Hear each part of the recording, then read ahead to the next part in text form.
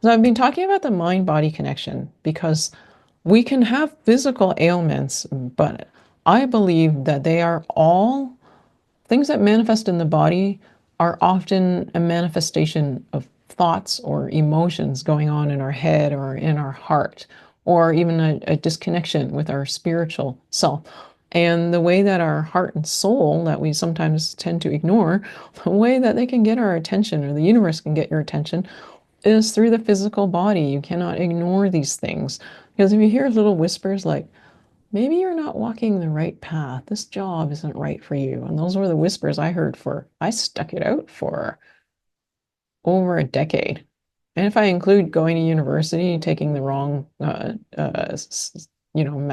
subject, we're at 15 years, maybe 20 years going in the wrong direction. I was able to ignore the whispers, and then my body had to speak up. I'd listen, and then I'd go back into old habits, and then my body illness manifested again.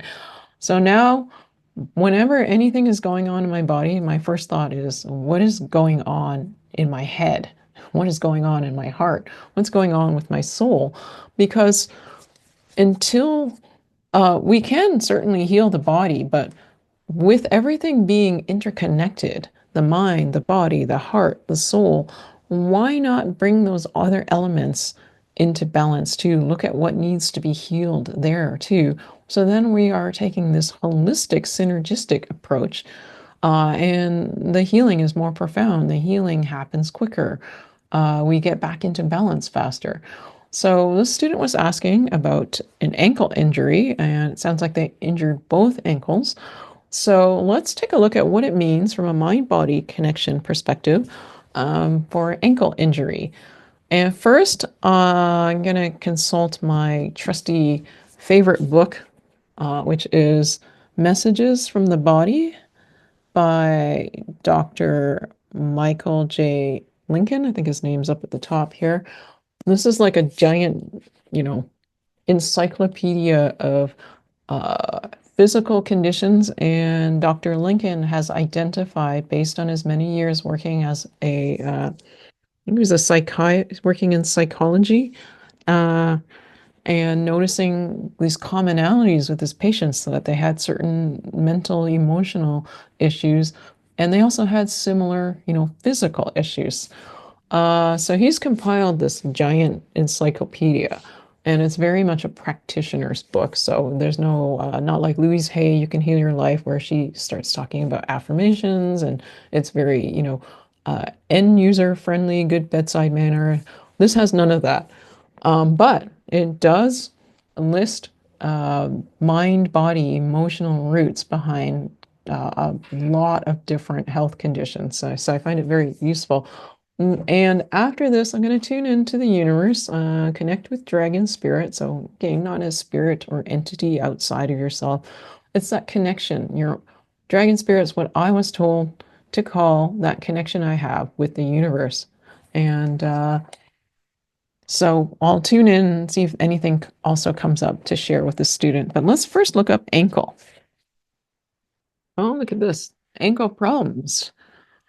All right. And the way I recommend using this information is to tune in and see if it resonates with you, because he will give, Dr. Lincoln will give a number of different reasons, and one may apply, more than one may apply, or none may apply for you. And keep in mind, again, no bedside manner here. So rather than beat yourself up about hearing like, oh, this is due to, I have this limited thinking or whatever, I like to use this as looking for clues, looking for those mind-body connection clues to tell you what is going on, what's the message from your body, and then you take that message and you go, what is it that I want? Like, which is always usually the opposite of that. And then you can look at it then what can I change in my life to bring more of that into my life? And then you're beginning to walk that path towards balance and healing. All right, so ankle problems, over responsible, operating with a lot of guilty rigidity and an inability to receive pleasure and support, to accommodating, cooperative, understanding, and respectful of the opinions and beliefs of others, too concerned for others' welfare, so that they have difficulty advancing towards their own goals, making progress, and achieving success. So they have a difficult time keeping a balance between their healthy selfing aspirations and their concerns for others. All right, so that was one element here. The second one, help me, I'm falling. They have deep fears of failure. They have trouble with mobility and direction taking. They have a poorly developed sense of support from the universe and don't have a firm set of values to stand on. They feel quite vulnerable and uncertain in their present situation. They were left more or less to fend for themselves in a severely self immersed, unstable, and dysfunctional family. All right, the last one, straight-jacketed. They feel fettered and hammed in by their social group, culture, or organization. There's conflict between their pride, self-importance, and self-satisfaction on the one hand, and the need for community, commitment, and cosmic contribution on the other. Inflexible about changing direction, lack universal friendship, sticking strictly to family and familiar friends. They fail to recognize good due to lack of love in early life, effectively ignored until they got old enough to coerce control and demand attention and their rights, at which point the family capitulated while conveying that they were a quote unquote moral cretin for functioning the way they do, with many messages that they should be more considerate of the ecology in a guilt inducing but ineffectual complaint to the quote unquote monster they themselves created. It is, yeah, very verbose too, so you guys can watch, just hit rewind and watch this again if you want to take notes. But an example of taking one of these and what's using it as a clue. So if you feel over responsible, feeling guilty, trying to, about inability to receive pleasure and support, keeping that balance between yourself and concern for others. What do you want? You want that balance, right? You want the balance. And usually the balance isn't, I want to be able to help others way more and do less for myself. Usually it's, I want more for myself. So in that case, you take that information and you go, what can I change in my life so that I do more for myself, that I am more selfish and enjoy things myself more? How do I do this without feeling guilty? So what's the opposite of feeling guilty? So I feel joy. I feel I deserve it. I feel I can enjoy it. So we don't solve these things like instantly overnight, but we can take baby steps to move us in that direction. And once we take that first baby step, then it takes us closer in that direction. And then the next baby step appears. And as you keep taking baby steps, you look back at some point and you go, wow, I have taken huge strides. So I could really relate to some of this stuff here about this balance between, other people's views and my own. I used to subjugate all my own views, and I'd, silently seethe inside myself while conceding to everyone else, going, yeah, I know best here, but I am just going to concede to these other people. Ha, right? But and I didn't do the switch overnight, but it has been gradual, like little things like learning just even to say no to somebody's request. And then realizing, hey, the first time you do it, the whole sky doesn't fall down. Maybe you get some fallout for it, but you survive. And then it becomes easier to say no the next time. Or you do something small for yourself, like, hey, I just ordered super fancy premium tea for myself. And I remember I struggled with that the first time I ordered it. I still struggle with it. Sometimes you still go through these spirals of things to overcome. Um, but it's a lot easier to order that premium tea for myself than it was when I first came across it. Okay, let's go left ankle, right ankle. So right ankle is from past, I believe the student wrote. So right ankle, I'm not doing it right. Conflicts over methods they are using to seek success, ethical issues about procedures used for progress, arising from their sense of not having the right to any resources that resulted from their overactive over responsibility. The second one listed here, I can't do it, feeling incompetent and incapable of coping effectively, arising out of a sense of being lost at sea without a rudder. Third one, how can I do it? They're conflicted as to which methods to use to achieve the most impactful and self-serving results out of their being hugely hamstrung and inflexible. Okay, so left side. Run amok anxiety. They have issues about the nature of their motivations and intentions. They are either concerned about the ecological impact of their desired outcomes, or they're guilty about seeking success, or they're going for goals out of over responsibility. Second one, success avoidance. They have the feeling that they somehow, at some deep level, don't want to succeed in life and are rather intensely distrusting due to feeling unequipped to cope. And then the third one, pulling in their horns. Issue is the fact that they have to, quote unquote, trim their sails in deference to public opinion, a fact which they find most offensive. They consider themselves to be too important a personage to have to settle for such restrictions, at least on the surface. However, deep down inside, there's a great deal of guilt about how heavy-heartedly they deal with the world, a pattern over which they feel they have no control. I'm going to just tune in to Dragon Spirit now, to the universe, just to see what comes up. Yeah, I could get a sip of water.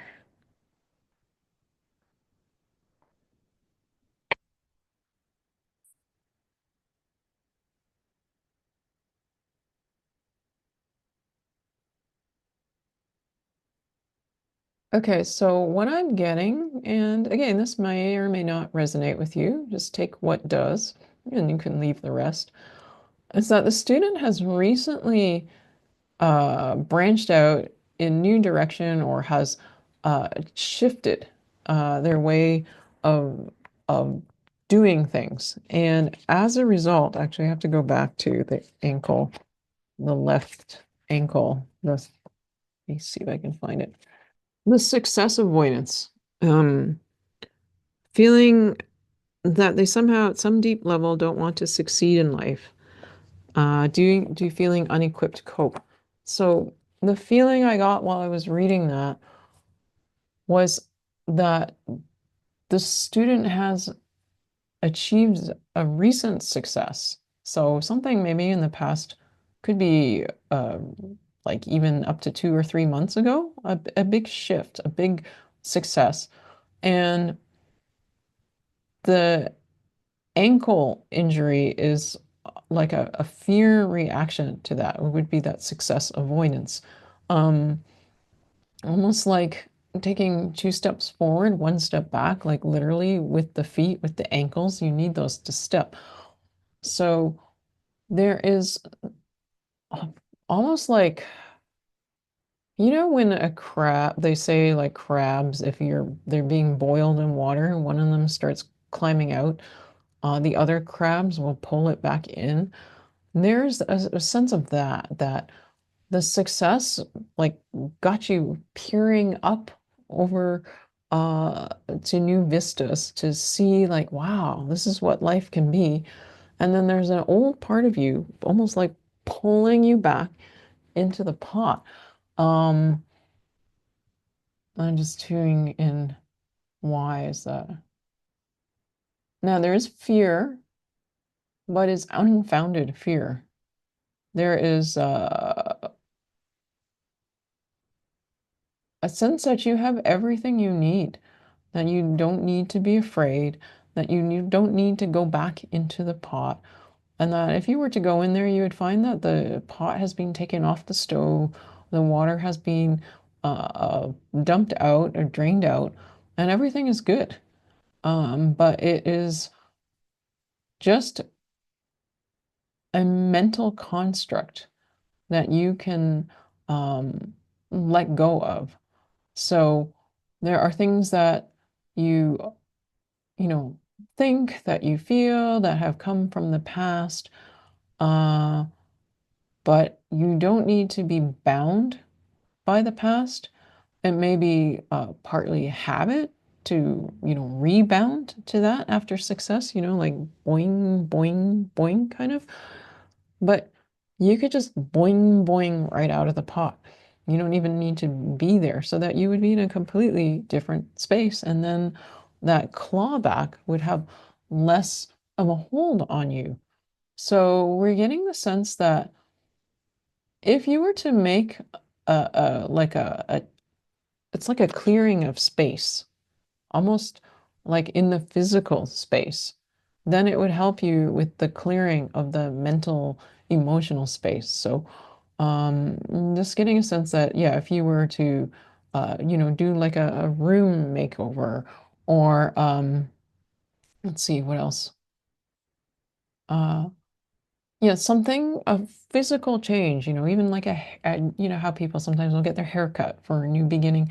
Something like that, that would be like physical, but it would be symbolic. So not like, lighting a paper lantern and letting it float away. That's not the thing I'm talking about. I'm thinking something that is in your physical space or who you are, that you would be this reminder that you are in a new space, you're in a new place, and it's okay. So if you did do, painted a wall, you'd see that wall every day and you'd be like, yes, I'm in a new space. If you get your hair cut in a new style, you're like, every day you look in the mirror, you're like, yes, I'm in a new space. So it has to be significant enough that it feels like a change. But so yeah, like changing your toothbrush color, no, not big enough. But you'll know what it is, and that there's a part of you that is actually really excited about this. And then when you do that, it will help you to shift the thought pattern that keeps clawing you back, because you're not even, even if you went back, the pot's different. It's not they're going to be the same because you're different. And but if you just even walk away from that, you'll find that there's like a whole new amazing direction that you're heading in. And doing a physical change in your space or your person can help you remind you of that.